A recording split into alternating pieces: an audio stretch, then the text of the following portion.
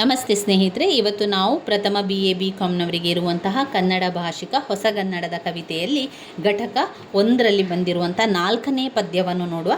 ಘಟಕ 1ರಲ್ಲಿ ಬಂದಿರುವಂತಹ 4ನೆಯ ಪದ್ಯ ಶ್ರೀ ಸಾಮಾನ್ಯರ ದೀಕ್ಷಾಗೀತೆ. ಶ್ರೀ ಸಾಮಾನ್ಯರ ದೀಕ್ಷಾಗೀತೆಯನ್ನು ಬರೆದವರು ಕುವೆಂಪು ಅವರು. ಕುವೆಂಪು ಅವರ ಶ್ರೀ ಸಾಮಾನ್ಯರ ದೀಕ್ಷಾಗೀತೆಯಲ್ಲಿ ಯಾವ ವಿಚಾರ ಇದೆ, ಯಾವ ವಿಚಾರ ಅಡಗಿದೆ ಅಂತ ಹೇಳಿದರೆ, ಇಲ್ಲಿ ಸರ್ವರಿಗೆ ಸಮಬಾಳು ಸರ್ವರಿಗೆ ಸಮಪಾಲು ಎಂದು ಇಲ್ಲಿ ಕುವೆಂಪು ಅವರು ವಿವರಿಸುವಂಥದ್ದು.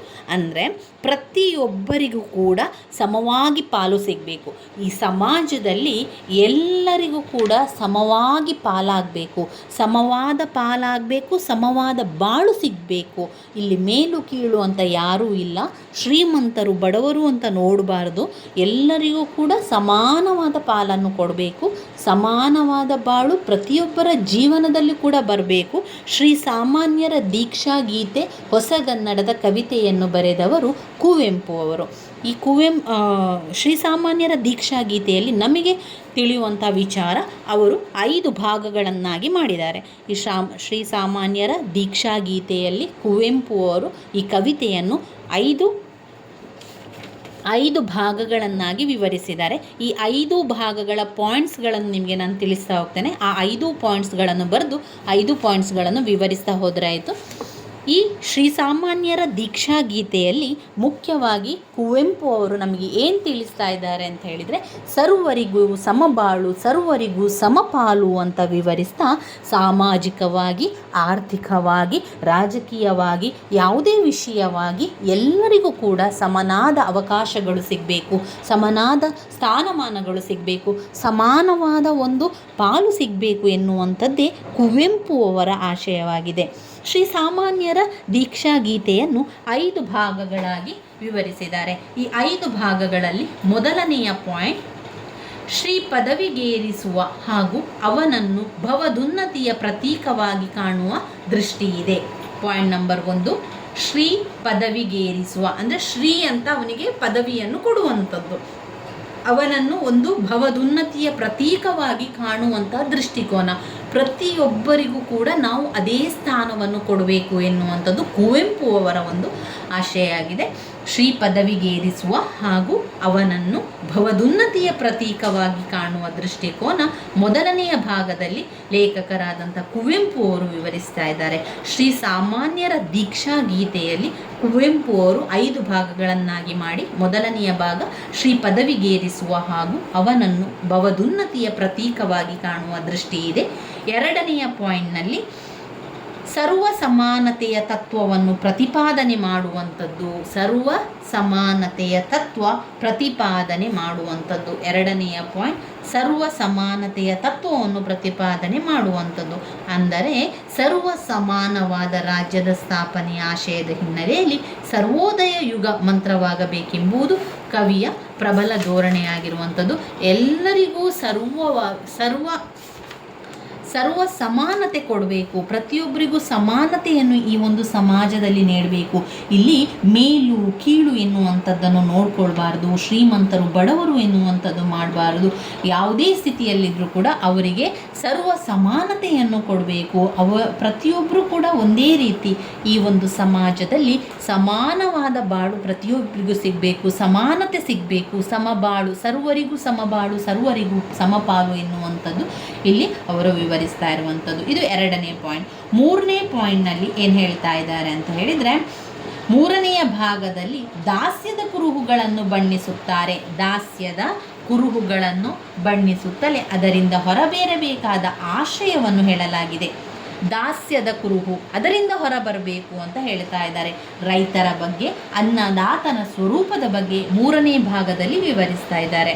ಒಂದನೇ ಭಾಗದಲ್ಲಿ ಶ್ರೀ ಸಾಮಾನ್ಯನಿಗೆ ಭವದುನ್ನತಿಯ ಸ್ಥಾನವನ್ನು ಕೊಡಬೇಕು, ಪದವಿಗೇರಿಸಬೇಕು. ಒಂದನೆಯ ಭಾಗದಲ್ಲಿ ಶ್ರೀ ಪದವಿಗೇರಿಸುವ ಮತ್ತು ಅವನನ್ನು ಭವದುನ್ನತಿಯ ಪ್ರತೀಕವಾಗಿ ಕಾಣಬೇಕು.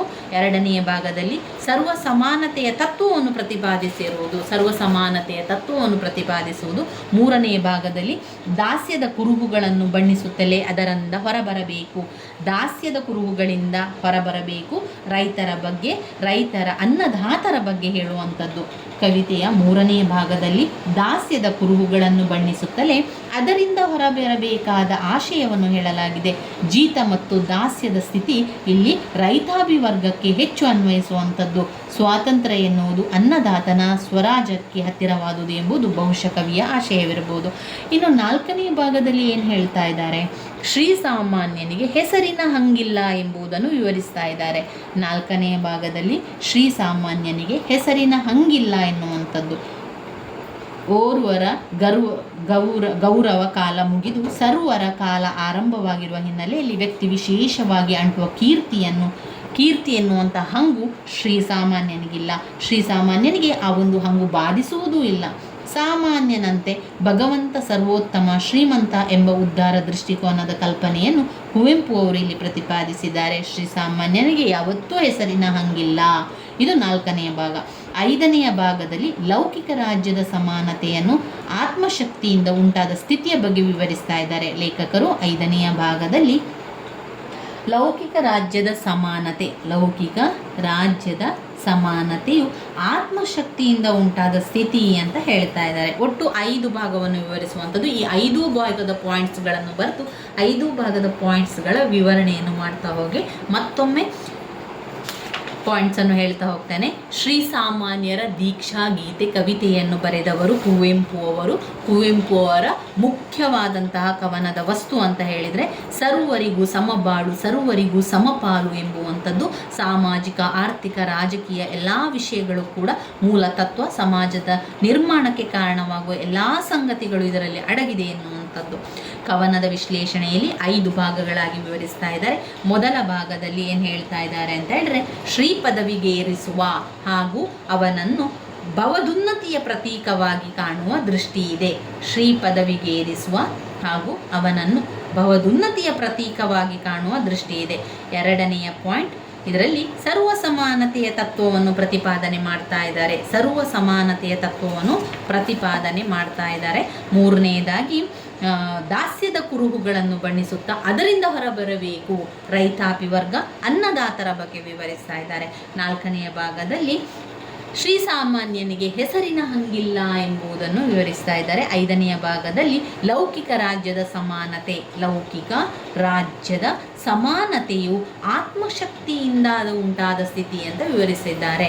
ಲೌಕಿಕ ರಾಜ್ಯದ ಸಮಾನತೆ ಆತ್ಮಶಕ್ತಿಯಿಂದ ಉಂಟಾದ ಸ್ಥಿತಿ ಎನ್ನುವಂಥದ್ದು. ಈ 5 ಪಾಯಿಂಟ್ಸ್ಗಳನ್ನು ನಾವಿಲ್ಲಿ ವಿವರಿಸ್ತಾ ಹೋಗಬೇಕು. ಈ ಒಂದು ಸಾಲುಗಳನ್ನು ನೋಡಿಕೊಳ್ಳಿ. ಸಂದರ್ಭ ಸ್ವಾರಸ್ಯಕ್ಕೆಲ್ಲ ಕೇಳ್ತಾರೆ ಈ ರೀತಿ ಸಾಲುಗಳು. ಸಾಮಾನ್ಯ, ಆಮೇಲೆ ರೈತಾಪಿ ವರ್ಗ, ಅನ್ನದಾತ, ಆಮೇಲೆ ಶ್ರೀಸಾಮಾನ್ಯನಿಗೆ ಹೆಸರಿನ ಹಂಗಿಲ್ಲ, ಆ ರೀತಿಯಾಗೆಲ್ಲ ಬಂದರೆ ಇದು ಶ್ರೀಸಾಮಾನ್ಯರ ದೀಕ್ಷಾಗೀತೆ ಎನ್ನುವಂಥದ್ದು ನಿಮಗೆ ನೆನಪಲ್ಲಿ ಇಟ್ಕೊಳ್ಬೇಕು. ನೋಡಿ, ಈ ಒಂದು ಸಾಲುಗಳನ್ನು ಸಂದರ್ಭ ಸ್ವಾರಸ್ಯ ಸಾಲಲ್ಲಿ ಒಂದು ಕೊಟ್ಟಿದ್ದಾರೆ. ತೊಲಗಿತು ನಿನ್ನೆಯ ನಾಯ್ಪಾಡು, ಇನ್ನಿದು ನಿಟಕು ನಿನ್ನಯ ತಾಯ್ನಾಡು. ನಿನ್ನದೆ ನೆಲ, ನಿನ್ನದೆ ಹೊಲ, ನಿನ್ನದೆ ಕಾನ್, ನಿನ್ನದೆ ಬಾನ್, ನಿನ್ನದೆ ನುಡಿ, ನಿನ್ನದೆ ಗಡಿ, ನಿನ್ನದೆ ಹೊಳೆ, ನಿನ್ನದೆ ಬೆಳೆ, ನಿನಗಾಗೇ ನಿನ್ನೊಲವಿಗೆ ಅಂತ ಹೇಳ್ತಾ ಇದ್ದಾರೆ. ಅಂದರೆ ಲೇಖಕರಾದಂತಹ ಕುವೆಂಪು ಅವರು ಶ್ರೀಸಾಮಾನ್ಯರ ದೀಕ್ಷಾಗೀತೆಯಲ್ಲಿ ಹೇಳ್ತಾ ಇದ್ದಾರೆ, ನಿನ್ನಯ ನಾಯ್ಪಾಡು ಮುಗೀತು, ನಿನಗೆ ಇನ್ನು ಯಾವುದೇ ರೀತಿಯ ಪಾಡಿಲ್ಲ. ಯಾಕಂದರೆ ಈ ಭೂಮಿಯ ನಿನ್ನದು, ಇದು ಸಂಪೂರ್ಣವಾದಂಥ ಈ ಪ್ರದೇಶವೇ ನಮ್ಮದು ಅಂತಾದ ಮೇಲೆ ಎಲ್ಲರಿಗೂ ಕೂಡ ಇದರಲ್ಲಿ ಹಕ್ಕಿದೆ. ಇದು ನಿನ್ನದು ನನ್ನದು ಏನೂ ಇಲ್ಲ, ಎಲ್ಲರಿಗೂ ಕೂಡ ಇದರಲ್ಲಿ ಹಕ್ಕಿದೆ.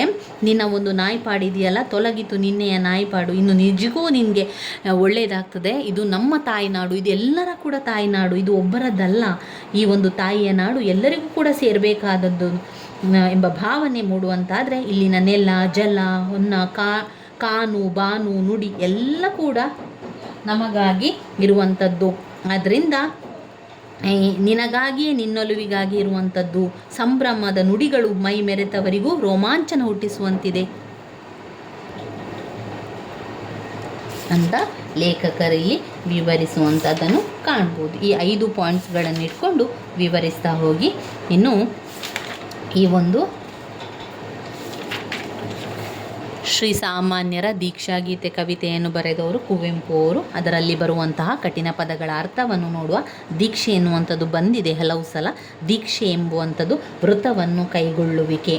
ಜೋಜ್ಯ ಅಂದರೆ ಸವಿಯೂಟ, ಜೋಜ್ಯ ಸವಿಯೂಟ. ಕಮ್ಮಾರ ಕಬ್ಬಿಣದ ಕೆಲಸ ಮಾಡುವವ. ಚಮ್ಮಾರ ಚರ್ಮದ ಕೆಲಸ ಮಾಡುವವ. ಕಾಯಕ ಅಂದರೆ ಕೆಲಸ.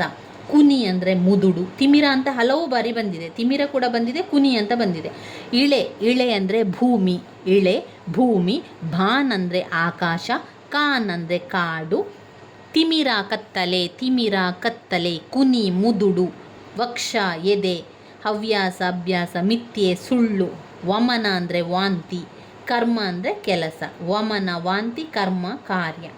ಇನ್ನು ಸಂದರ್ಭ ಸ್ವಾರಸ್ಯ ನೋಡಿ. ತೊಲಗಿತು ನಿನ್ನೆ ನಾಯ್ಪಾಡು ಕೂಡ ಬಂದಿದೆ ಈ ಒಂದು ಸಂದರ್ಭ ಸ್ವಾರಸ್ಯ. ಇದರಲ್ಲಿ ಹಲವು ಇದೆ ನೋಡಿ.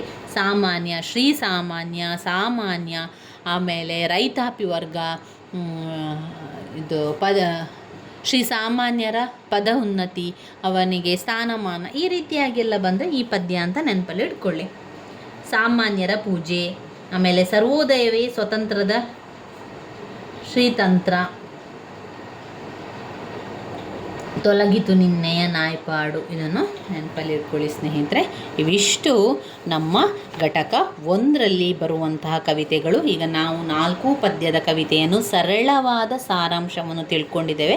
ಸಂಪೂರ್ಣ ವಿವರಣೆ ಬೇಕು ಅಂತ ಹೇಳಿದರೆ ಪ್ಲೇಲಿಸ್ಟಲ್ಲಿದೆ. ಹಳೆಯ ವಿಡಿಯೋದಲ್ಲಿ ಸಂಪೂರ್ಣ ವಿವರಣೆಯನ್ನು ಕೊಟ್ಟಿದ್ದೇನೆ. ಇವತ್ತು ನಾನು ಮಾಡ್ತಾ ಇರುವಂಥದ್ದು ಸರಳವಾಗಿ ಪುನರಾವರ್ತನ ಅಭ್ಯಾಸವನ್ನು ಮಾಡ್ತಾ ಇರುವಂಥದ್ದು.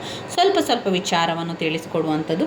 ಯಾವ ಕವಿತೆಯೊಳಗೆ ಯಾವ ವಿಷಯವನ್ನು ಕೊಟ್ಟಿದ್ದಾರೆ ಎನ್ನುವಂಥದ್ದು ನಿಮಗೆ ಗೊತ್ತಿರಲಿ ಎನ್ನುವಂಥ ಕಾರಣದಿಂದ ಉತ್ತರಿಯ ಹಾಡು, ದುಃಖ ಸೇತು, ನೀ ಹಿಂಗ ನೋಡಬೇಡ ನನ್ನ, ಶ್ರೀ ಸಾಮಾನ್ಯರ ಗೀತೆ, ಇವಿಷ್ಟನ್ನು ನಾವೀಗ ತಿಳ್ಕೊಂಡೆವು. ಮುಂದಿನ ವಿಡಿಯೋದಲ್ಲಿ ನಾವು ಘಟಕ 2ರಲ್ಲಿ ಬರುವಂತಹ 4 ಕವಿತೆಗಳ ಸಾರಾಂಶ, ಸರಳವಾದ ಸಾರಾಂಶವನ್ನು ತಿಳ್ಕೊಳ್ತಾ ಹೋಗೋ ಸ್ನೇಹಿತರೆ.